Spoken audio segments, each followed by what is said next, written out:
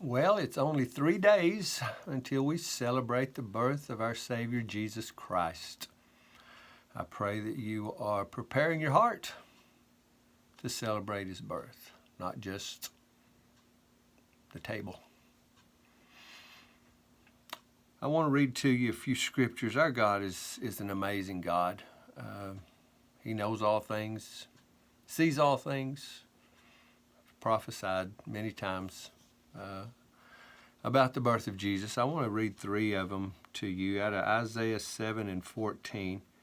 It says, "Therefore the Lord himself will give you a sign. Behold, the virgin shall conceive and bear a son, and shall call his name Emmanuel." Now this was 2,700 years ago, 700 years before Jesus was born.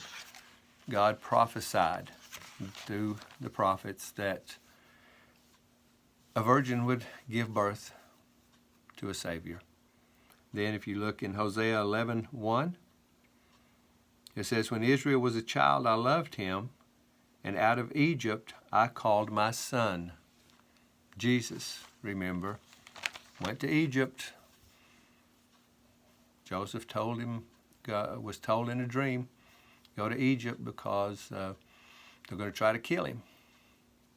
And then he called him back after the king had died, back out of Egypt into the land of Israel. That was again 800 years before Jesus was born. And then one more out of Micah 5 and 2.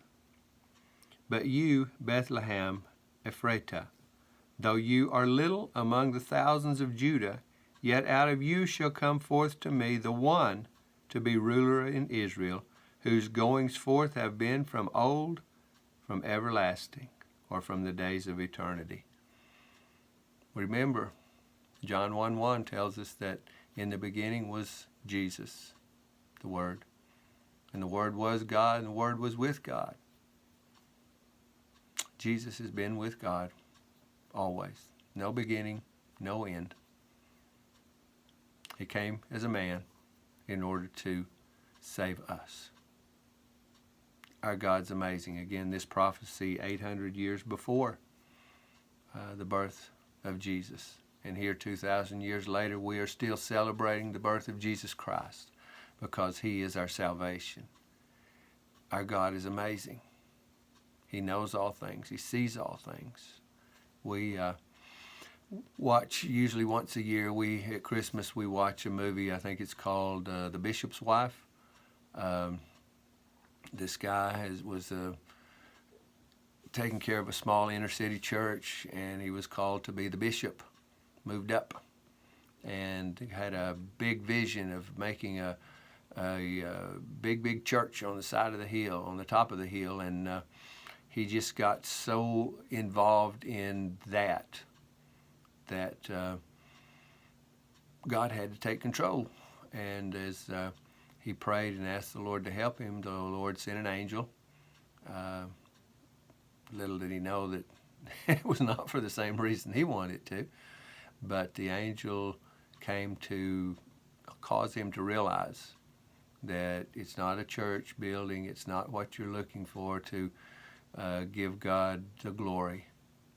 It's about remembering who Jesus is, remembering what He did, and in celebrating all of these things, so many times we forget to add Jesus to this, or else He's just a small part.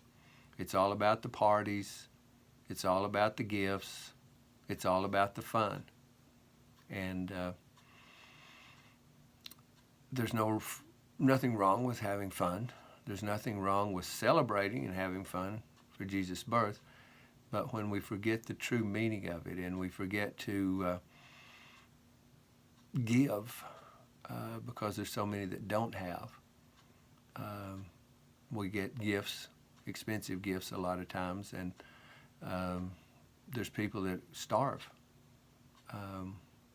Our priorities sometimes are kind of skewed, and we just need to make sure that we're listening to the Lord in Christmas time. And that movie at the end, angel writes a sermon for the bishop, and it talks about all the stockings were filled and the gifts were given, all except one. And that stocking was empty, talking about those that forget at Christmas that it's all about Jesus, his birth. We give gifts to everyone else, but don't give gifts to Jesus. And the greatest gift we can give him is our lives, and we know that. But as we celebrate, again, God knows everything, and we need to realize that he knows our hearts. And if we're so intent on getting all the gifts and getting them wrapped and getting the house fixed up and getting all the stuff done and forget about the true reason that he came, so he could die, so that he could save us. And that's the message that needs to go forth. That's the message we as Christians need to be proclaiming at Christmas, is that Jesus came to save you. And so many people are hurting right now, so many people in need.